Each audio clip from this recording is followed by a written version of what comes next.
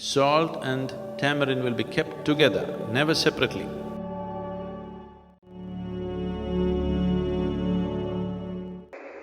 So, I don't know if they told you, I'm sure your parents must have told you, your clothes should be properly folded and kept, your bedclothes should be properly folded and kept. This is the difference it makes in your life.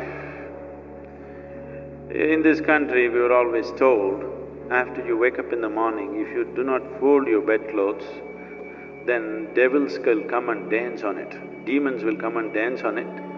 And then when you go to sleep next day in those kind of clothes, it's going to affect your life. And that's justice, a dialectical way of expression, and it's true. What we call as a devil or demon is a negative form of life. What we call as a divine is a positive form of life. That which sustains you, that which enriches you is divine. That which affects you in a negative way is a demon. So just this paper, if you just crumple it and keep it, it attracts the negative form of energy.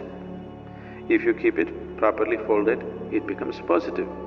This is why from everything to everything, how the house should be, where you should place what. If… I don't know, these days it's all going away, we are going by modern aesthetics. Otherwise, if my grandmother was here, everything where what should be what, everything should be in a particular way. In the house, if you go probably, if your mother comes from a traditional background, in the kitchen if you go, always salt and tamarind will be kept together, never separately. Do you know this? Is it so? Still maintained?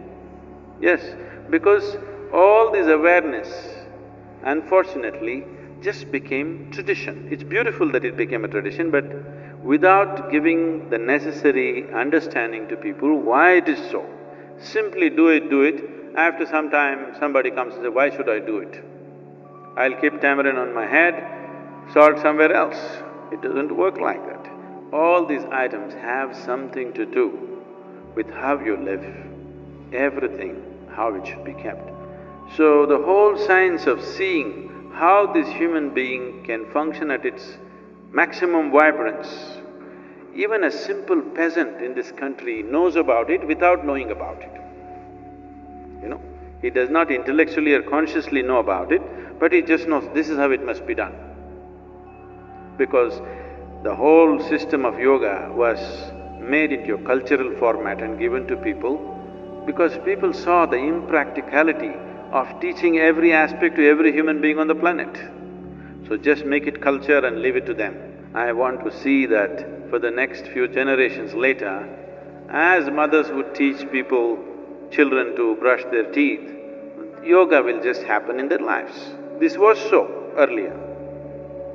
Earlier, Agastya Muni did this to the whole of southern peninsula, that in every home, everybody has an understanding of how to allow this being to attain to his full potential. So these things were made aware of, a simple thing like this. Many of you are already doing asanas for at least 6 months now. You could experience this. You keep 2 shirts, okay? One shirt you do like this, both washed clean ones. Do like this and keep it for 3 days, another one neatly fold it and keep it there. After 3 days, wear one, close your eyes and feel it, wear the other, close your eyes and feel it, just see how it feels. They're very different.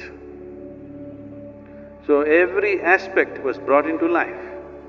So what you see as this culture, because this is a land without God, this is a land without religion, this is just a certain science transmitted as culture. Because of various distortions, that science has become all distorted. Putting it back is not easy to the whole society.